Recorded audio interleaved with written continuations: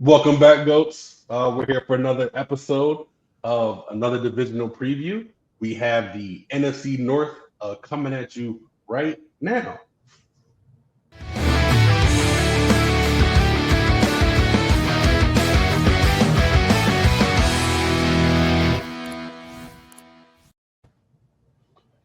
Yes, welcome. Like I said, of course, we're here for another divisional preview with the man, the myth, the legend, Commissioner Rhino. How are you doing today? I'm doing fantastic, my brother. I'm doing fantastic. Halfway through the week, got drafts coming up. So the more we do previews like this, the better I am. Exactly. And like I said, they're coming around fast. Like I said, I got one next week, and then there's going to be another one the following week. And before you know it, I'm going to be about 2 or 3 deep, and there's not going to be no stopping me at all for Nope. drafting. So, like I said, I can't wait because it's about to be our favorite time of year. But yeah, man, let's get into it. Like I said, we got a lot to talk about today. So for our NFC North, the super competitive division that it is. Yes, it Uh, is. who are some of your breakouts? My breakouts, Mhm. Jameson Williams. 58 catches for 1,001 yards. He averaged 17.3 yards per catch last year. I think that he's going to get majority of the targets. I think he can end up being probably drafted after this season, the first round and the second round. I think that's kind of season he's going to have. Just especially with the talk that they're moving him around, they want to have him more isolated. And we already can see the taste of what he can do last year, and plus the fact that he's refined his route running too. And I've seen some videos of him out there, and he's just sick, man. He's breaking people's ankles. Absolutely. I mean, one thing I think people do forget is how absolutely dominant he was at Alabama before he Yeah. hurt his knee. It has taken him a couple of years to kind of, get it back together and finally showcase what he can do. But I think you're 100% spot on with it. I think Jameson Williams, not Williamson, can elevate his game past, like you said, the low amount of catches that he had, and just over that 1,000 yards. I think we could see a 1,200, 1,300 yard season for Jameson Williams. Easily. Yeah, and possibly 6 or 7 plus touchdowns. I can And, definitely see where you're going there. and then plus with him, you get added bonus of rushing yards too, because he could take the ball out of the backfield. Can you Yeah, imagine him and Jahmyr Gibbs back in the backfield? Which one are you going to freaking go for? That Yeah. that's the kind of stuff that we might see. Yeah, I mean, I think they are going to get that creative. I think they are. Like I said, with them both in the backfield, I mean, do you really want to have two middle linebackers out there trying to cover Jameson Williams and Jahmyr Gibbs out of the backfield? I don't think so either. No. Who you got? For me, let me see. I'm going to go with the guy that everyone's doubting right now. I'm going to go with Caleb Williams. I do think he's going to have just a breakout season. You would think that last season, he had one of the worst rookie years of all time, but Mm-hmm. efficiency wise, opposed to him taking all the sacks, he threw 20 touchdowns to 6 interceptions. And like the guy we're talking about, Ben Johnson's coming from Chicago. I only expect him to make things easy for Caleb, not make him think too much, not make him hold the ball too long. Because if he could just reduce that, we could see a guy who could throw for 30 plus touchdowns. Hopefully break that Chicago 4,000 Yeah. yard curse. And be really productive for that team, especially with all the weapons that they have. He had what was 60, 66, 66, 65 plus sacks last year. Mm. And that's ridiculous for a quarterback. And with the improvement they had on the O line, that's going to make them better at that. They should cut it down to at least half, if Yeah, I not mean, more. if they cut it down to half, they're in a perfect scenario. I And mean, Joe Tooney. Who else? I mean, gosh, Jackson from the Rams. Of course, we traded him for a 6 round pick. I mean, that's an immediate upgrade. Mm-hmm. So for the next part, I know we don't like to really talk about it, but like I said, this is fantasy football. Who are we fading? I am fading. Amon St. Brown. Wow. Okay. Yeah. I saw some stats. I'm gonna pull them up real quick.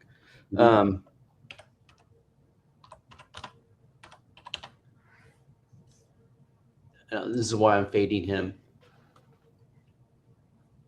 He's gone down in targets last 3 years. He's still got the receptions, but his targets are dwindling down. And so he's going, and with Williams breaking out, he's going to start taking more targets, and I can see him being more of the wide receiver 1 and Amon St. Brown taking over wide receiver 2, getting less targets. And plus he's been nursing the injury a little bit all off season too. I mean, he's healthy, but he's not healthy. Yeah. So yeah, I know it's a weird one to fade, but where he's going at in ADP, I'll pass on him. No, like I said, another one that I can kind of get behind. And I think the fantasy community is kind of getting behind it too. Because I mean, last season, Amon-Ra St. Brown was a consensus top 5 pick, and now he's starting to slowly slide to the back of the first.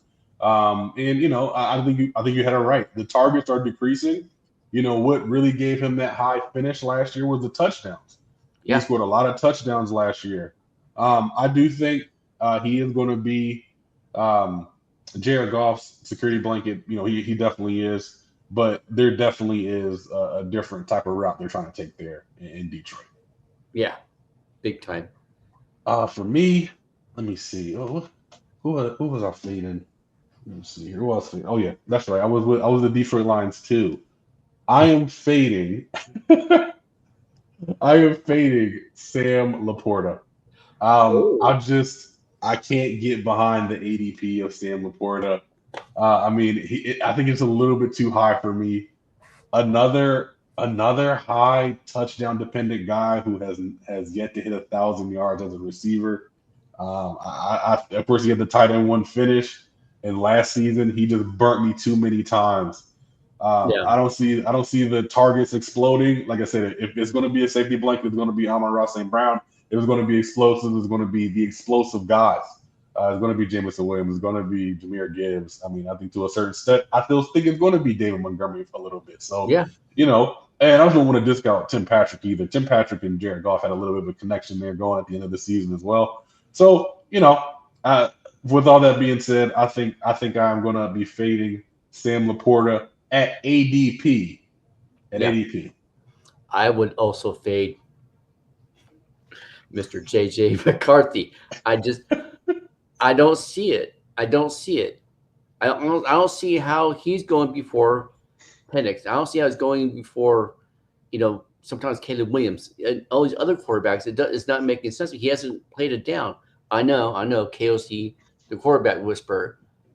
But like I've said before, the quarterbacks before that came over have all played kind of in that same system. So it was a pretty easy transition to that system. JJ McCarthy is coming in from a college, a totally different system, a total run heavy system. So I'm not touching that. And plus rookie year. What it is? It is like you said, it is the week 14, right? And somebody's scrambling on waiver wire. They need a quarterback, and they said, "Oh my God, who am I going to do?" And they picked up Nick Mullins, and Nick Mullins saved their season. That's what it is. That's what it is. It's just what we know, right? It's just like he can do it with anybody. If he can do it with Nick Mullins, he can do it with Joshua Dobbs. If he can do it with JX Sports, he can do it with anybody. So yeah, I mean, I completely understand it. Like I said, we gotta see JJ throw the ball when he was never tasked to throw the football. I think that it could be a good thing or a bad thing when we see his first preseason game, because let's say he has a good preseason game. his ADP is going to skyrocket, right? Like his ADP is going to go absolutely ballistic. But if he has a bad game, he may be undrafted, So It's funny because part of his ADP, they're basing it off his one game against the Raiders last year when he's playing against the second and third team. mm-hmm. Of course, you're going to look good against their second and third team. It doesn't make sense to me. So of course, and then plus, I read earlier that I guess Aaron Donald, he's in my head. Darnold and good reason. Yeah, and Jones made some comment that that Minnesota really wanted Aaron Rodgers, mm-hmm. and that's why they let them go. But they also knew that they couldn't do that because of the fact they drafted JJ McCarthy. So what does that tell you? It tells me that they don't have that much faith in it. Maybe he's having trouble catching on to possession, stuff like that. So who knows? I mean, I hope he does good, but I just can't take him there. I just can't. So do you think the Vikings wanted Aaron Rodgers, or do you think Aaron Rodgers wanted the Vikings? Well, from what I read, it was Aaron Rodgers. They wanted Aaron Rodgers for a year. Yeah, I really do think they tried their hardest to get Daniel Jones and Sam back, but just at a certain cost. And I think at the end of the day, it was just more of a, we're gonna just go with the guy we drafted instead of paying you this sum of money. And that's just what that's what they're going to live with, and that they're going to go from there. Another guy that I think I'm also fading. I think I'm fading. It was hard for me to come around to this, but I think I'm going to really stand on it here. I think I'm fading Jayden Reed. With the emergence of Matt Golden, I'm thinking that Jayden Reed might. I don't know. I don't really know if he has any more ceiling. That's my issue with Jayden Reed. Not that he's not a good player, but I don't think he has any ceiling than what he's already showed us. And what he showed us is that he's a really good person 1 week, and then he'll be bad for 6 weeks. I think during the season he didn't have any more than 6 targets, maybe 2 or 3 times. And if Jordan Love is actually backing up what he's speaking about the rookie, it sounds like he has a great connection with him. So I mean, I like Jordan Reed as a talent, but my ceiling for him it just remains low right now. How would you rate where'd you put Romeo Doubs? Because I think I would fan on Romeo Doubs too, just because of the fact that his history of concussion scared the crap out of me. If you get a concussion when wearing the Guardian helmet, that's not a good sign. Yeah, that is kind of. I know you can draft him. I know you can draft him very late. Yeah, in the very late rounds, but I'm still. I'll get a dart throw. I'll get a Horton from Seattle right there instead of Dobbs. You know. I thought Dobbs was kind of low hanging fruit because, like I said, with there being six potential wide receivers there that could succeed more than 30 targets. I mean, Romeo Doubs is going to the back. I don't know if I'm taking a chance on Romeo Doubs at all. No. I'm not even sure if I'm even picking him up off the waivers. It's just too much uncertainty there. And like I said, the only consistent things that you keep hearing about how, Golden is this. Golden has golden feet. He has golden hands. He has golden arms. So listen, I want you to be as priceless as you say. Exactly. I want you to be as priceless as you are. I want to see you be and come out to be the number 1 wide receiver that Green Bay needs. Ryan, what are your sleepers? Sleeper for me. And this is really a sleeper, but I'm going to say it is a sleeper. I'm going to go with David Montgomery. Okay. The reason why I'm going with David Montgomery is because of just how much publicity and how much everyone loves Jahmyr Gibbs. I think that people just forget that David Montgomery is even there. I think currently right now he's going in round 7, round 8, and I think that's really low. I think it could be another season where we draft him round 5, round 6, round 7, round 8, and probably for the first 5 or 6 weeks of the season, he's a top 10 running back. The offensive line is still good. I still believe the run game is still going to be good. There is a definite role on that team for David Montgomery. All those teams in the NFC North have high-powered offenses. Yeah. You need a run game to slow somebody down. And David Montgomery is the explosive, no, but he can take 4-yard runs, 5-yard runs, 3-yard runs, 5-yard runs, and just completely kill the momentum of the other team. So for me, I still think David Montgomery has a lot of. I think I'm starting to get a little feelings for Monangi. Monangi? Yeah, I've seen a lot of the clips. He looks fast. He looks explosive. He looks like he could probably end up being the RB1 out of that team. On that team, and he has a lot. We know what Swift's. He's hit his ceiling already. Mm-hmm. He's not going anywhere. Rashawn Johnson is who he is. So a little power back. He'll get you 1 or 2 yards. Maybe he'll end up being the red zone threat. But Monangi, he has receiving background. He went to Rutgers. He was 7th round draft pick.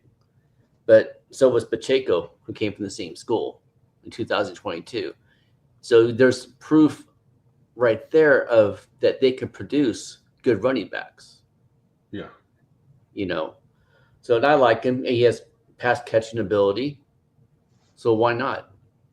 It's going to be we could see a 3-headed monster out of that backfield to start the season. And then absolutely. And then by maybe the 3rd or 4th game, we'll see him taking the lead role. Because we already know that Ben Johnson doesn't really like Swift too much because he already got rid of one time. Yeah, there's all the trade rumors about, Ben Johnson wanting to trade up, and it's, kind of getting to the point where it was like, all right, I guess we'll just keep what we got. But I was really impressed with Kyle Monangi coming out of the draft process. I'm really impressed with guys who, they don't go to a big school and they have to carry their team to whatever success they have. And that's what Kyle Monangi had. At Rutgers, he ran for over 1,000 yards, has really nice feet. Like you said, he shows that he can be explosive at times. I definitely think he can carve himself a role on the team. Let's see how much they trust him, though. I know official depth charts aren't the end all be all, because we saw R.J. Harvey being the fifth guy in the Broncos depth chart, but that's where Kyle Monangi is. But like I said, I do think that he can give himself a little role there. Sticking with Chicago, though, I know that some people may not like this one, but I'm also in on Luther Burden.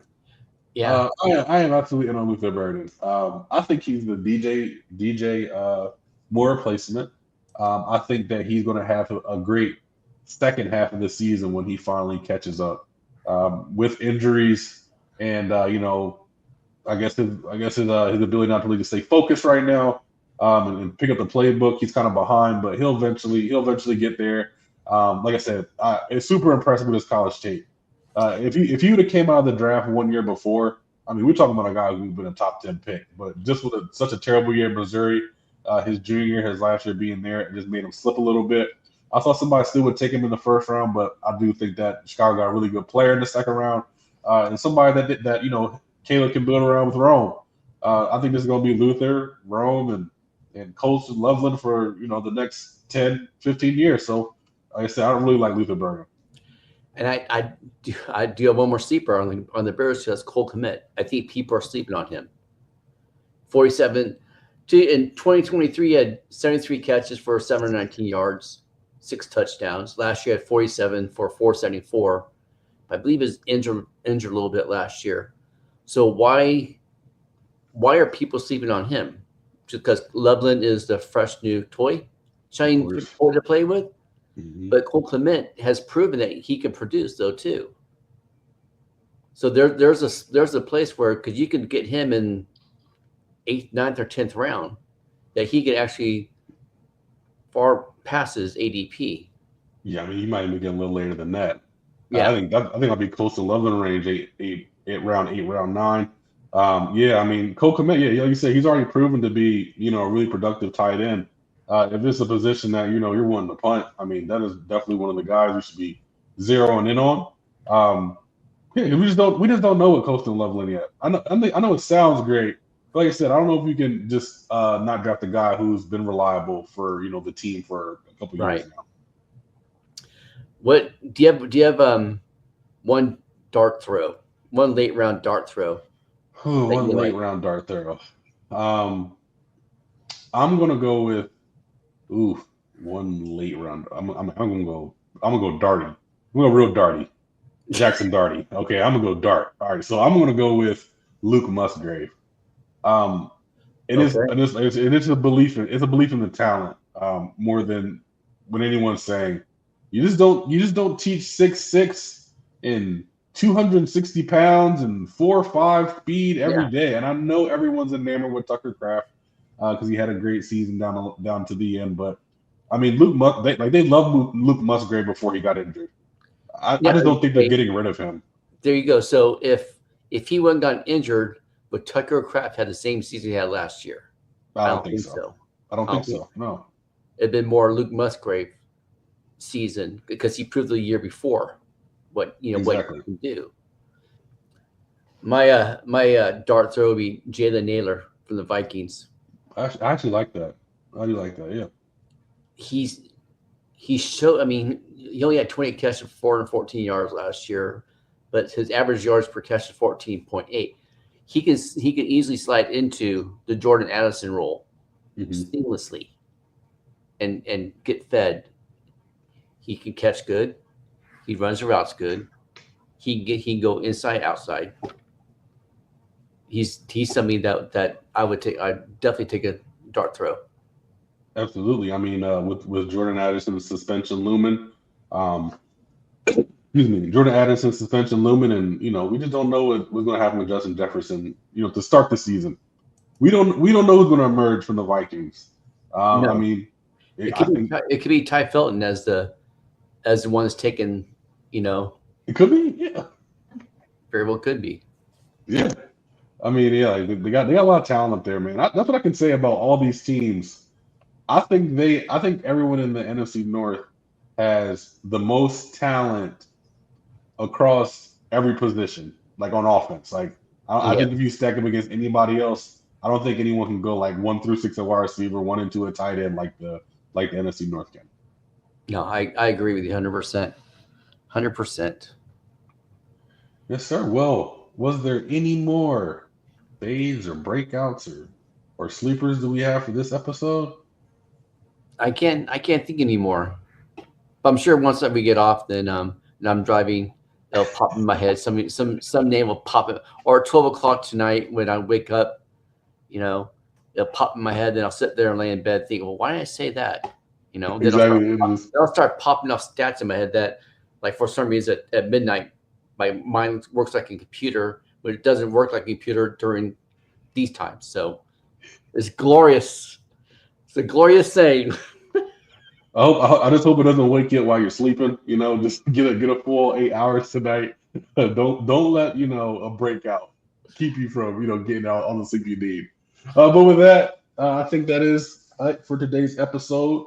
We will be seeing you guys on Friday with another great live episode. Rhino, please. Hey, be a difference, make a difference. Have a blessed rest of the week. And go Cubs. Go Cubs. Guys, have a good night. Good night.